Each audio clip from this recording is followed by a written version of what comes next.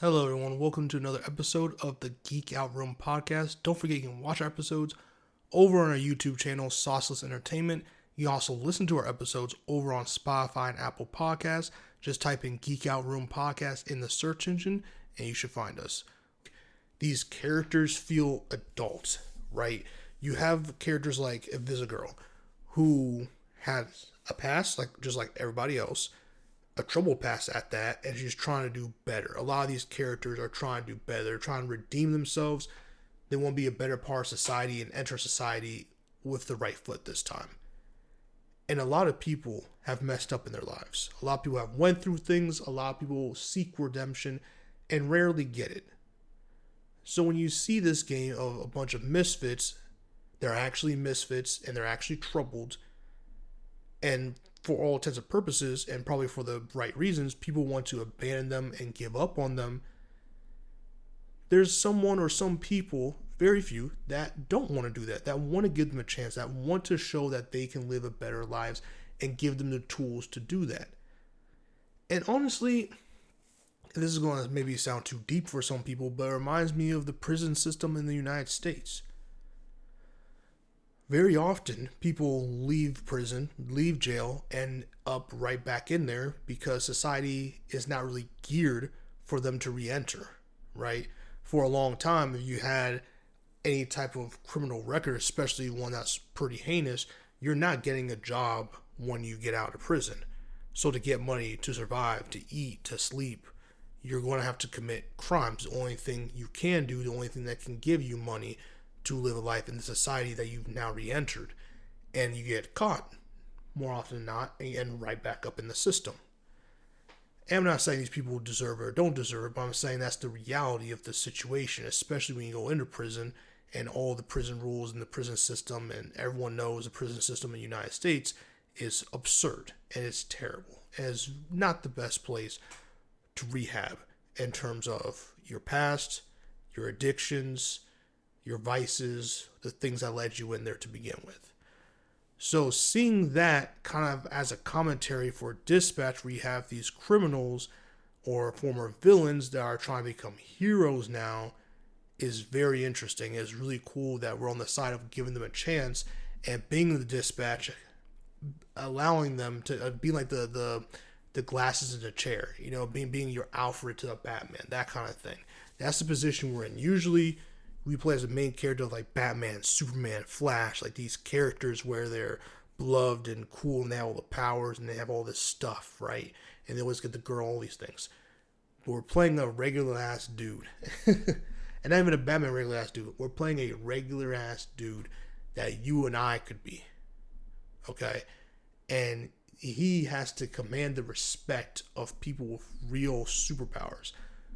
As flawed as they may be personality-wise and superpower-wise, they're still superpowered beings that could kill him without even a second thought.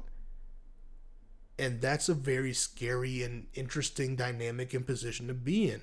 And that's another reason why this game is interesting. You're playing as a regular dude that's somehow pulling superhuman women while also trying to become a superhero again or a hero again. And it's one of those stories of, does the suit make you a hero or are you a hero on your own? Kind of like the Spider-Man Homecoming situation, but in Dispatch and as an adult. And that's the interesting thing. And points like that is what makes a game truly interesting. Are the characters cool? Check.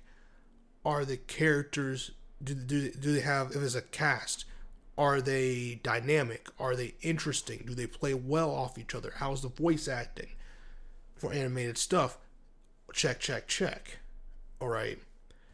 Is the villain interesting? We don't know much about the main villain of Dispatch, but we do know there's beef, and it's because the main villain, or at least, and that's what's also cool, trying to backtrack a little bit. When it comes to the villain, yes, there is a main guy, a main antagonist, right? Because that's what Robert Robertson wants to fight, right? He wants to avenge his dad. That's his personal vendetta. That's his situation. The others have nothing to do with that. They all have their own stuff going on, and that's real. That's life. Life is everyone has something going on. They're their own person, and your bullshit is your bullshit. Their bullshit is their bullshit, right? And that's what's interesting about this, because no one else. I mean, he's a villain, so people have beef with him, but no one has beef with him. It's not as personal like with our main character. And so you have that underlining not persona, not perspective, but we have this underlining understanding of what's motivating him in certain regards, besides just being a hero for the sake of helping people. We also know that darkness in him, right? Because like everybody else, he has his own troubled past. He has this vengeance that he's itching to take out, and he's waiting to get his suit back. He that's the only way he can exact his revenge and be a hero again, and move on and change the narrative for him, right? That's what he's trying to do. That's what he wants. That's what he lives, breathes, sleeps, and eats, right? And at the end of the day, he's still dealing with mundane tasks, right? People underestimate him because they just see him as a guy that doesn't seem to have any superpowers, that has very average IQ, and he's broken poor. And it, for all intents and purposes, kind of antisocial.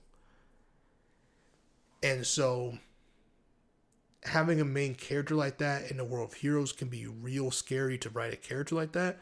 But when you write the character well and you make it fun and you make the choices fun, that is a recipe for a great game.